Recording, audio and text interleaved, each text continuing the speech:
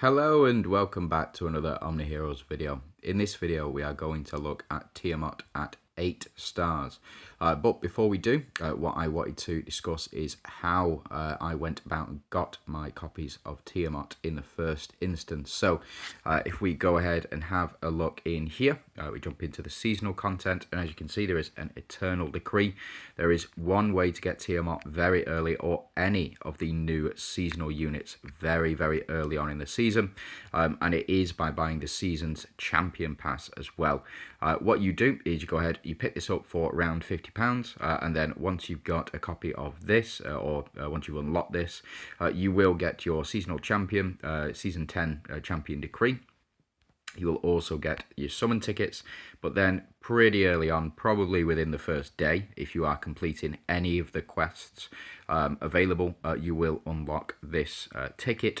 This ticket will provide you with one of the seasonal units. Typically, what I will do is I will pick up a copy of the last to release unit. The reason for that is because the other two, so Lilith in this case and Behemoth, are also available as free to play for one single copy, whereas Tiamat is only available through the Oath Scrolls and also through the Oath Summons as well, which is why I went and picked up a copy of her right at the start of the season. The next place that I went to when she was released, and I've already done a video on how to get as many Oath Scrolls as possible for this event. That is how you go ahead and do it in that video. But for this one, we're just going to look at how I got my copies of Tiamat. I went ahead and I summoned on here. This then allowed me to pick up this ticket right here on the 100. So once you get to 100 summons on Oath Scrolls, then you can go ahead and pick up your copy of Tiamat there. So just something to keep in mind. And I am 22 away, so I may go ahead and pick up a 9-star copy of Tiamat at the end of this video if we have some time. But for now, I'm going to jump into my inventory, go and get my ticket. As you can see, got Tiamat on this ticket. Let's go ahead, redeem that ticket, and we do get some challenges journey points as well. That is legendary Tiamat. We do get her up to 8 stars now, and hopefully, again, excuse you, Mr. Popular, hopefully we will be able to get her up to the required 9-star level by the end of this season. Won't be able to unlock this, unfortunately. Oh, we will. Oh, this is a change. Unlock some heroes at 8 stars. Each time allies accumulate 5 buffs, Tiamat increases damage by 5%, stacking up to 20 times. Only valid in PvP. When Tiamat is deployed, the effects that increase corrode stack limit for all allies are enhanced by an additional 30%. But that is not included in PvP and GVG modes. So this is going to be quite good, actually. Let me go ahead and get this unlocked then. So go ahead, quick advance, and then we can quick advance on here. And there we go. So that is Tiamat up to 8 stars. We unlock her secondary passive, or first part of the secondary passive. We get the Phantom Synergy, and we will also get this unlocked now as well. That's really cool. I really like that. When Tiamat is deployed, the effect of increasing corrode stack limits for allies are increased by an additional 30%, which means that what's 30% of 5? 10, 60. I don't know. Somebody do the math in the comments and let me know. Hold on. Always, it seems, whenever I start one of these videos, there's a twinge goes off in my daughter's bladder and she just needs to come and have a wee, of course. But yeah, where was I? So we do unlock, the Oath Force. I'm really impressed with that, actually. Very impressed with that. But we also get the 73% increase for attack, and we get an increase as well for Tiamat's actual attack. So we should see her start to do a bit more damage now based on the increase to this, and also we should see the healing as well. So let's go ahead and check that out. So jump straight into some PvE action.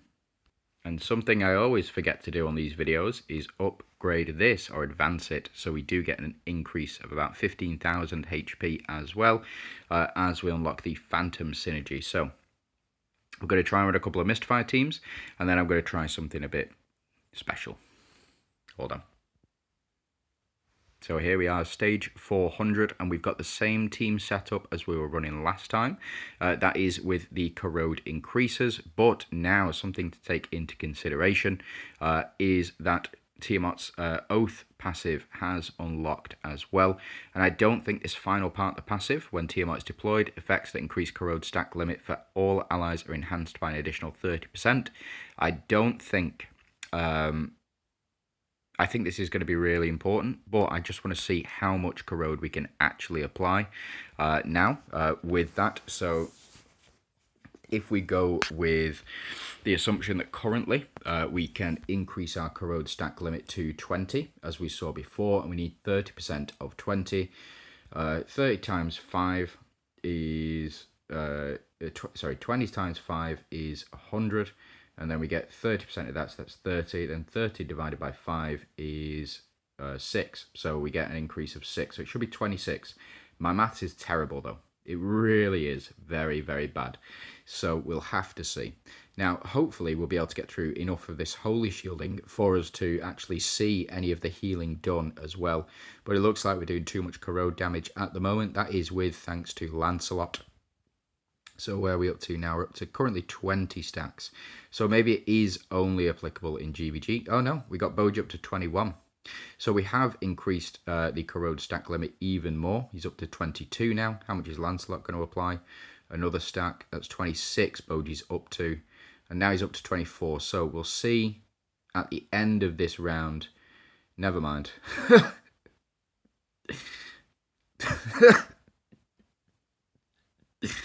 Never mind. This is going to make PvE so much easier. Yeah, okay. All right, Lancelot, chill out. Chill out. Yeah, so we didn't really see much from Tiamat's other passives here, but that increase to corrode stack limit seems to have done the job just fine. Bear with me. Okay, so this is what I was looking for. It is this bit here. So it is the relic passive of the Mystifiers. When a Mystifier synergy mate attacks a target with a corrode debuff, it has 15% chance to deal 1 instance of corrode damage, which is why we saw Boji take so much damage in that first one. What this means is that we have 15 every time we do damage. Or every time we attack a target with corrode already on it, we have a chance to do the corrode stack damage that is on there, which is why Boji took so much corrode damage. We saw in that last fight, Boji took that big hit of corrode damage when Lancelot attacked, and then at the end of the round, he took even further damage as well. So let's try something a bit spicier. Okay, and here we are. So we do have a new team setup. We have included Mulan, we've included Catherine, and we've included Tsukiyomi on the team as well.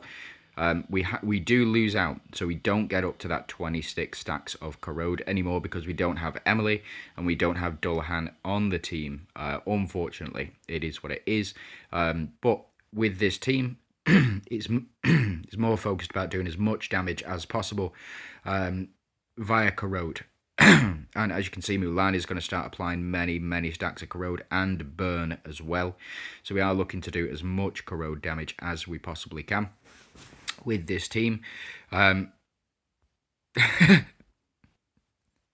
that's only with the 5 stacks of corrode applied at the time as well. So you can see corrode is just, it's going to get better and better and better the more units they introduce for this team. Yeah, so it's so important to get all of those corrode stacks on enemies as well. So I think it's 3 per. Yeah, so we're up to 13 at the moment. So we increased it by 5 and then we increased it by 3. And how much has Sylvan got at the moment, corrode stack wise? Yeah, 13 is the cap. So I was right. I did some crazy maths. Fantastic. And there we go. So we actually saw Tiamat do... Oh, round 3. Okay. All right, okay. All right, okay. Fine. Let's jump in PvP and let's see how we do. Okay, so we jumped into some PvP, going up against a very strong enemy here. We're only just, we're about 40 power above them. At this time, we apply all of this corrode. The Holy Shield really clutched it out for enemies here as well. But remember, we do have... oof. Oh, that was a lot. This is a really strong enemy as well. We didn't take any damage there from Lamia.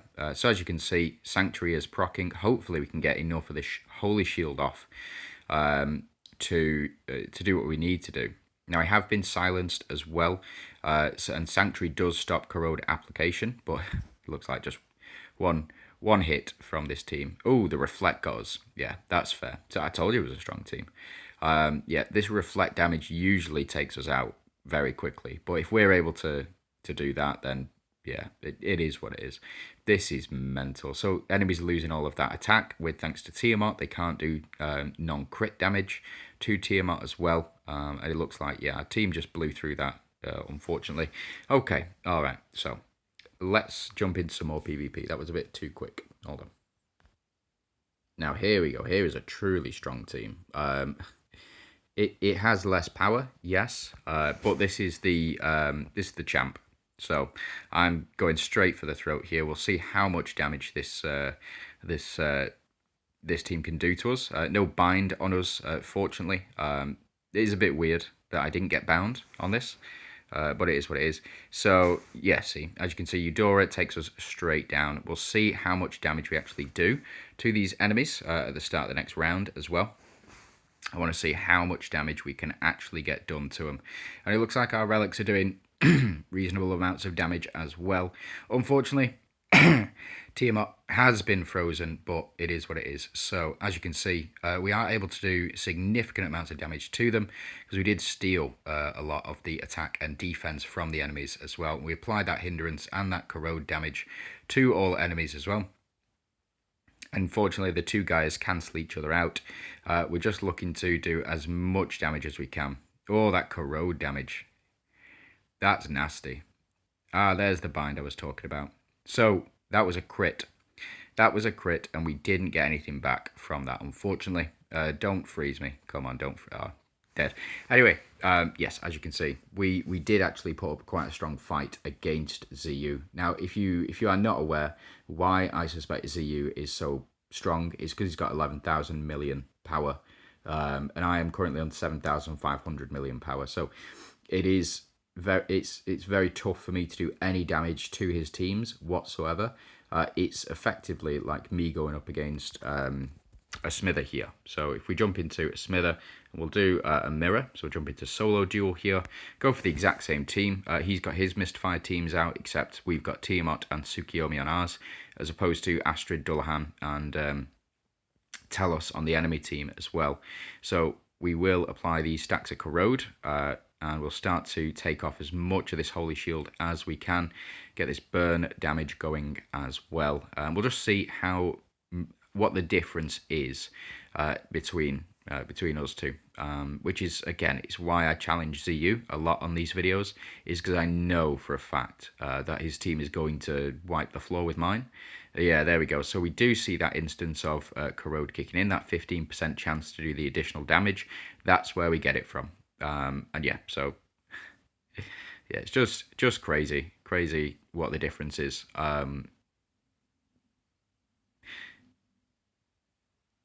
Yeah, so taking out enemy guy with just corrode damage and then healing all of this back up as well. I think Tiamat is absolutely a fantastic unit. Really a fantastic unit. Ugh, gross. Shame we don't have another strong phantom, to be honest. Another strong phantom on the on our side, which is a shame. So we get enemy Mulan to do 408 damage to us, yeah. Tsukiyomi is just the nuts. And then with Tiamat as well, as you can see, taking less damage than everybody else on the field. And it's because of that 90% damage reduction. But Tsukiyomi does not apply corrode. Mulan hopefully should apply enough corrode for all of us, along with Guy's passive skill.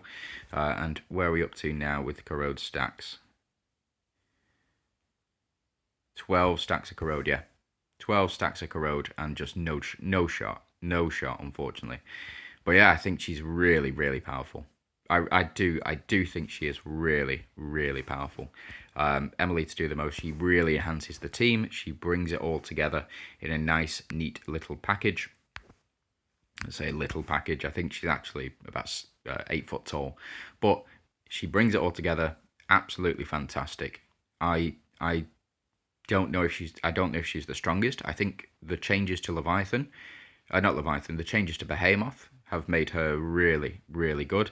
I don't think Tiamat works just on a team by herself. I think she is designed specifically for the Mystifiers team. But again, we'll have to see just how she fares over the course of the next couple of months when she loses this seasonal buff right here. Anyway, that's enough from me. I just want to say thanks very much for watching. I do hope you have a fantastic day. Let me know your thoughts on Tiamat, and then we'll catch you in the next one.